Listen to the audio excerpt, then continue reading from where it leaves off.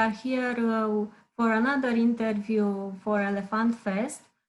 Today we meet the German author Eric Standop, who wrote Read the Face, in Romanian Citirea, feței, a book that we translated in lifestyle publishing in print of editorial group Trei. What is so special about this book and about Eric Standop? It's an ancient method that he brought to life in recent years, and he can tell you what talents do you have, what do you feel, what health issues you may have, what a personality type you are. So let's find out more. Mr. Standop, welcome. Thank you.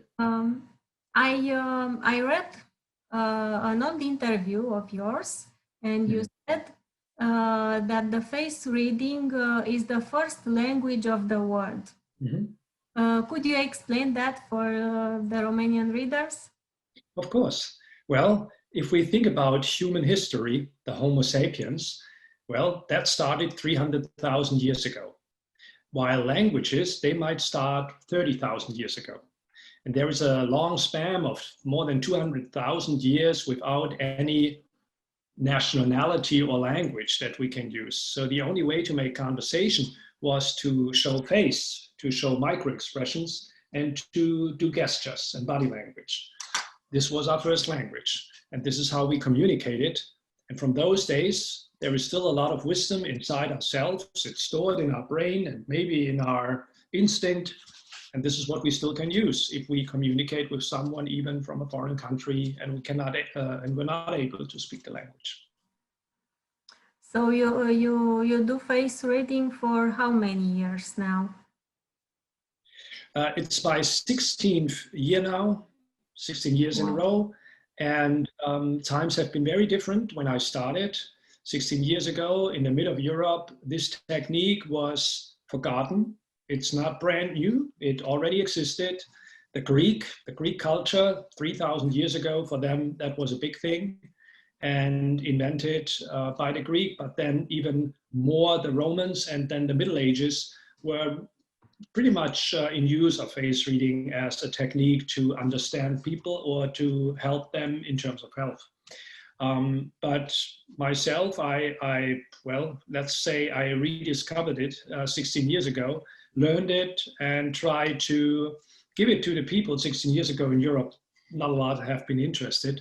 So I went to China and their face reading never have been forgotten. There is a strong Chinese technique and that has never been stopped. The people used it for thousands of years. And so my first steps as a professional in terms of business, living from this art, was in China, in Hong Kong. So are you still learning about 16 years, or you can say that your apprenticeship is finished? So when you learn face reading, you learn, the first thing you learn, it never stops. First of all, there on the planet, we have 20 to 30 different techniques from different cultures. So even if you just want to learn the technique, it would take endless because you approximately need 2-3 years for each technique. But then every face is different. And that is the beautiful thing with our humans, because every person is individual. And so we have 7 billion books, if you wish, because every face is a book. And therefore, every day might be a surprise for you, in a good way, sometimes not in a good way. And even to read yourself every morning in the mirror can be an interesting thing, because you may see something that you haven't seen the day before. So so you never stop learning when you do that. Yeah, that's fascinating. Do you do that? Read your face every morning? Maybe not every morning. Or maybe I do subconsciously. When I stand in front of the mirror, I do read myself subconsciously. But the moment I see something that hasn't been visible the day before, I might do it by conscious and say, hey, what happened here? What's going on here? What does that mean? And therefore I might do it every day, but by conscious, maybe not every day. Yeah, reading your book, I was tempted myself to spend more time in front of the mirror, but I wasn't able to discover anything. But I thought that's one benefit of the book. Reading your book makes the people to self-examine themselves, to take a closer look to themselves, and I think it's a good thing. Thank you, because there's two reasons why people start face reading. One reason is sometimes to get to know themselves better. The other reason is to get to know others better. My first idea was to get to know others better because I want to take advantage of that. I want to go back to my business and then have a kind of a super weapon in my background so I know everyone. But what people who want to know others better do not know, by reading others, you also read yourself in a way. And by learning how to read others, you learn to read yourself.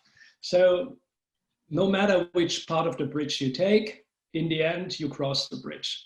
And so therefore you can learn face reading also intuitively by what do I feel if I meet a person like that, or you meet it by facts. This means this means this plus this means this. Also, this is possible. So the nice thing about face reading is it's made for everyone. Everyone has an approach to it. Everyone can do it. You learned how to do it, and after that you established Face Reading Academy. How does it work? So the academy I started in 2012 in Hong Kong. When I finished the work with my third master, with the Chinese one, I found out that I not only want to read people, I also want to remind people everyone is a face reader. Everyone has that tool inside themselves. Everyone can read faces and everyone does it. Maybe not always with a perfect outcome, but everyone is able to do it. And I thought, okay, I would love to teach a lot of people in learning not just one technique, but the variety of techniques that already exist. Because the biggest problem is when you become a specialist, you're not open-minded for anything else outside or next to it. And I wanted to combine a lot of things, the modern techniques of micro-expression reading with the very old ones from the Chinese, or the ones that come from the Greek that deals with health. And yeah, this was the general idea. So I started establishing the academy in Hong Kong. My first students have been Hong Kong Chinese, but also Australians and expats who live there. And then I said, okay, if I stay in Hong Kong, well, it's not easy to attract people over here. It's a long flight. Staying in Hong Kong just to learn that is also a kind of cost. So I found out, well, if I want to teach people, I have to travel. And I mixed reading people at different places with teaching people at different places. So nowadays, the academy is a little bit of a moving school. So if you want to learn it, you better beware where I am, or you check in online. This works as well. It's not kind of a building that has been solidly built and this is the academy, but who knows, maybe in the future, we're going to have a place like this as well. Yeah. Good luck with that. Thanks. So you took inspiration from Asia, from South America, from Europe, from ancient Greek. I think Africa is missing from your... In Africa, there are strong techniques, strong. Yeah. Very much related, definitely to the ancient Africans who in their tribes, they don't do blood tests or screening. Of course, they do face reading, but also in the pyramids in Egypt, you find symbols that resonate with face reading and that explain face readers. So there must be also a very old ancient technique that's worth to learn. Yeah, I've read somewhere, I don't remember where, that Bedouins had some very powerful face reading techniques, and they applied in relationship with the salesmen and travelers in the desert. I think this is an experience that a lot of people do. When we go to places where the natives are not really highly developed in terms of studying and all that, those things, they really read your face, they check you, and they try to find out, how is she looking? What is she thinking? And is this face reliable, trustable? And yeah, and if you can make this obstacle forgotten, that you have strong, close connections, relationships to those people. You also, I read in the book that you use archetypes in your face readings. Yeah, I have 2 different archetypes that I'm working with. The number one is an archetype of the face shapes. A face shape is not really a super individual thing, because otherwise we would have 7 billion face shapes. A face shape in a Chinese technique offers us 30 different face shapes, and you can combine them, so you have a combination of 60 or 70. And in face reading, we say it's a first door opener. So it gives you a first idea of this kind of personality. And then the whole exploring starts. So this is a door opener, that's it. And we use archetypes because when we hear the word, we already have a little bit of an idea of this person. So when I say a mountain face, we already know a mountain face cannot be a person who is super enthusiastic and jumping around and super motivated and burning, because the mountain is more a solid thing and maybe therefore reliable. And a man of words, those are things that come up when we hear the word mountain face. So it doesn't mean someone has a face that looks like a mountain. It's more like the attributes that we give to a mountain can be seen in this person. But I think that you want to talk about the other archetypes that I'm working with. Those are archetypes that are related to life purpose. And I think this is a very, very interesting thing that I learned in my last 5 years in China. And my master wanted to see if I can deal with anything else. Then he wanted to explain this one to me. And nowadays, maybe because of the pandemic also, people very often think about, what's the purpose of life? Why am I here for? Does it make sense to be here? And well, the first answer is yes, everything makes sense on this planet, even a stone, anything makes sense. So there must be a reason why we're here, every one of us. So there is a life purpose for everyone. It might be not what we imagine in our dreams, but everyone might have a life purpose. And the Chinese have a technique that uses personality reading, and therefore also reading of talents, plus learning sentences, which is more or less a to-do list of life that we have to go through. And out of that, we can find and create an archetype to explain what we're here for in one word. And they come from the Chinese mythology, so Westerners don't really get it. And I told my master once, listen, I can't tell a guy from the United Kingdom, for example, you are the guy who killed the dragon. So they don't know. And we were sitting together for weeks and try to find similarities with Western archetypes to then explain someone who's here for. And even if you have this title, you have to translate that into your culture. For example, let's say you live somewhere in Bangladesh, or you live in Romania, or you live in Costa Rica, and let's say all of those 3 people are guardian angel of life.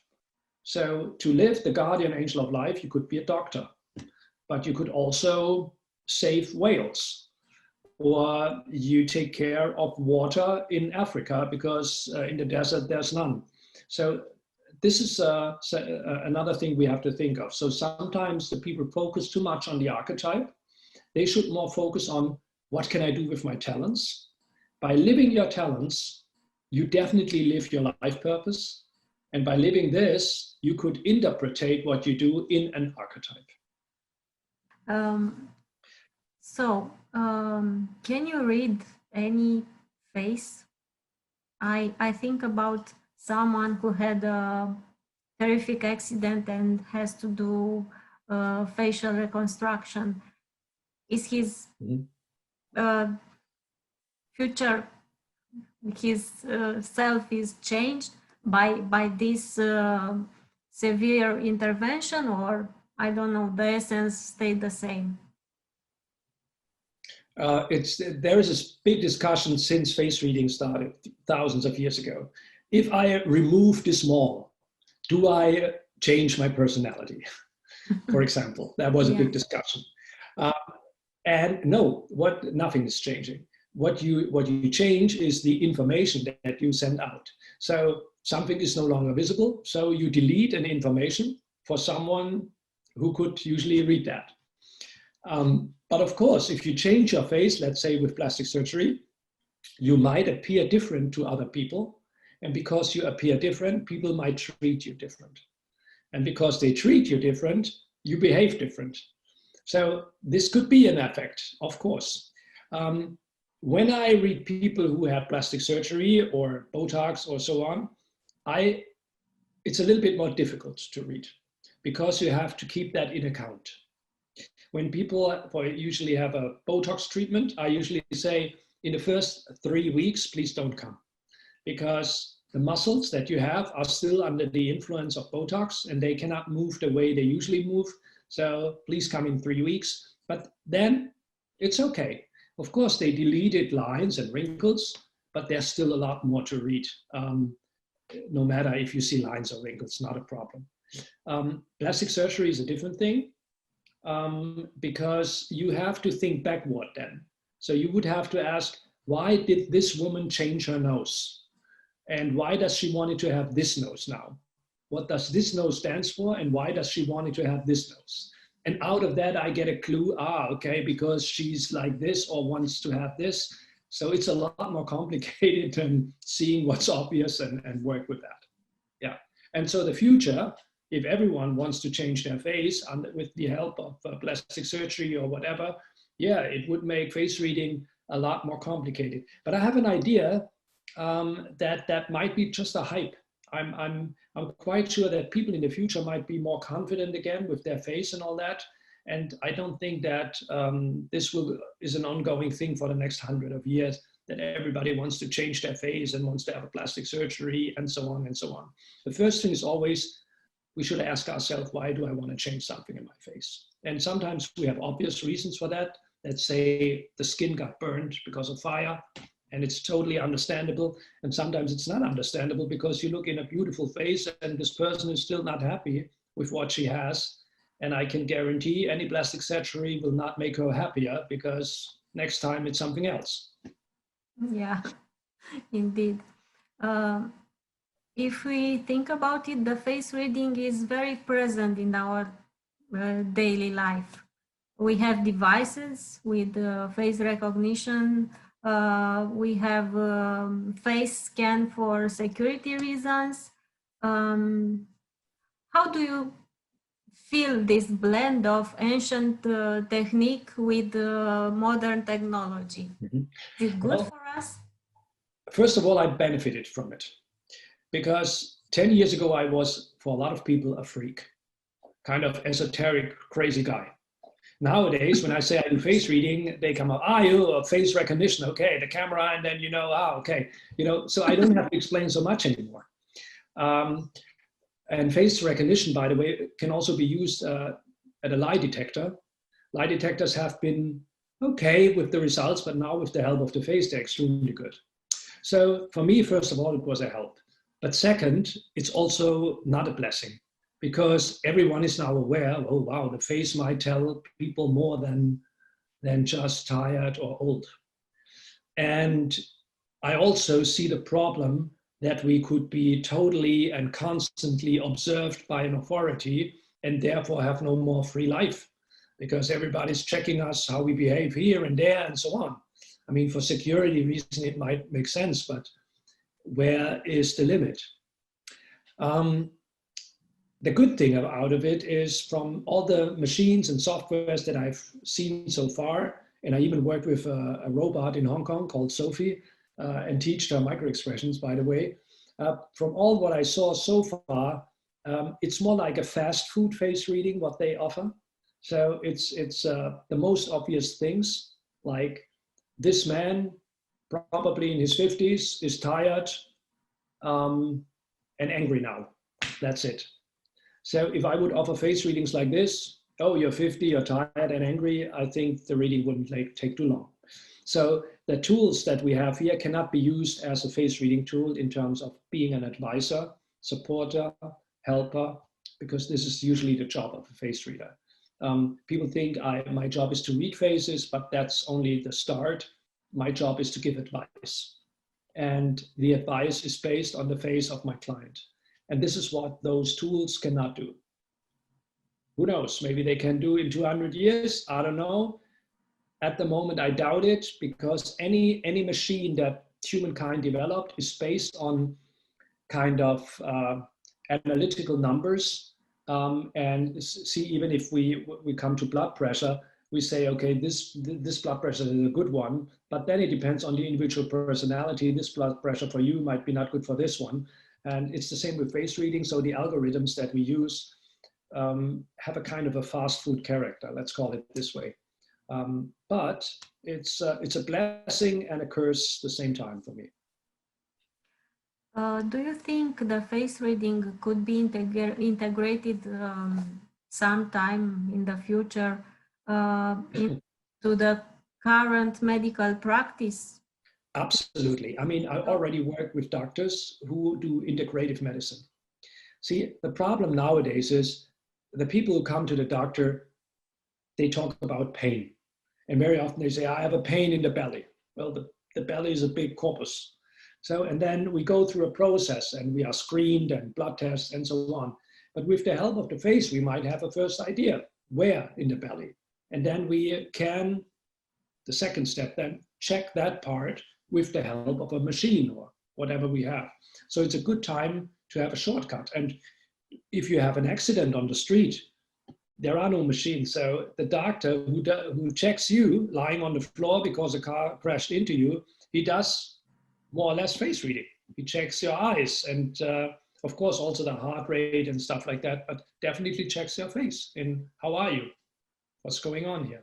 Yeah, so I think open-minded doctors already use that.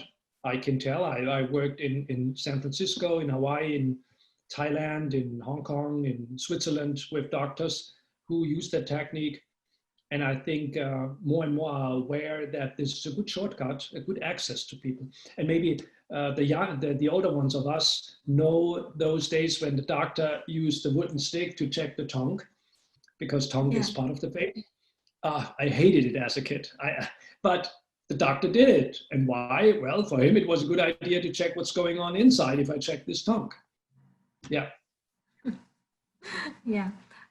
Because we still live in a pandemic period. Have you noticed some specific sign of COVID infection before the illness started in some people? It has a few aspects. I worked a lot in the Silicon Valley. And 3 years ago, one of my clients in the Silicon Valley, a pretty well-known guy, said, Eric, tell me what changed in the last years here in the Silicon Valley, in the face of people. And I said, I don't know, I never thought about it. And he said, please think about it. And I said, oh, something, comes up in my mind. He said, what? And I said, people have more fears than years ago. And I'm not used to that in Silicon Valley, because it's usually a place where everyone is like super excited with a new idea. And he said, oh, good. That's what I found out as well. More and more people have fear here. And I don't know if the fear was economy related or security related or pandemic related, but that was the first idea of how things changed. Then the second aspect of it, how do people behave now because of the pandemic? And there is a very interesting thing going on. People on the street do no longer look intensively in the eyes of someone else. So when we cross each other on the boardwalk, very often we look down or we look far away. So because looking in the eyes might mean I connect with you. And in the pandemic, authorities don't want us to connect too much because of the fear, more virus going on. And a lot of people have that inside and say, oh, please stay away from me. And the moment I have eye contact, I'm close to you. So if that goes on for too long, with a mask to cover the mouth, which is the second most part of your face, that's a challenge definitely for human interaction. And the third part is the medical part. Are there signs of COVID in a face? So are there signs that obviously tell you, hey, you have COVID? Not really, but there are signs that are related to the effects of COVID. So for example, you have dry red eyes. It's a typical sign of COVID, but not only. Could be also an issue with the connective tissue. Could be you have an acidity. Could be you drank too much yesterday, or you have an allergy. But COVID, people who are affected by COVID also have dry eyes with kind of a red circle all around. This is one sign of it. And there are some others, but there is no typical sign for COVID, which is not surprise because a lot of viruses are not directly connected to the face with an own special sign. So even if you have HIV, AIDS, people can say, oh, wow, this person is not looking good. Maybe she has HIV or he has, but there is not one sign that is 100% telling us this is going on. Yeah, you only can see, oh, this person is under the influence of a virus, because a virus is a life-threatening being inside you. So those are the three aspects that come up in my mind. Thank you. Let's say you could have the chance to meet a historical figure face to face. Mm-hmm. Who would you choose from all the humankind history? Wow. Who would I choose? Oh my, you asked someone who studied history. So it's more like I have 30 in mind than just one. And I think it would depend a little bit on my daily mood who I would choose. From a face reader point of view, I would definitely choose Aristotle, because Aristotle was the advisor of King Alexander, and he was a face reader. Of course, I would love to talk to him about, hey, what do you think about this technique, and how is Alexander as a guy? I would definitely love to see Aristotle instead of Alexander. This is one thing. In modern times, I would have loved to meet Nelson Mandela. Why?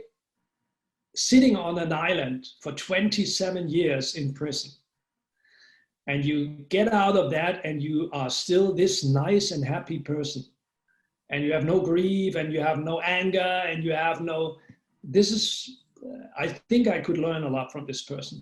And I love to know who is he and why did he develop something like this. But I can guarantee you I have 20 more in mind that I would love to see and talk to. Are you working on your next book right now? I'm always working on face reading. People call me crazy because I'm always working on something. I'm working on books or flashcards, or doing interviews, or reading someone special, or talking to a doctor, or talking to a university. It's even in the pandemic that didn't stop. Yes, already working on a book, in fact, two. I'm co-writing 2 books. One book is about life purpose. Is there a meaning in life, and how can we explore that in our face? And another book I'm writing with a doctor in Switzerland. And this is about being your own doctor. Checking out who you are, what's going on inside you, what can you do to stay in health or have a better one, with the help of integrative medicine and face reading.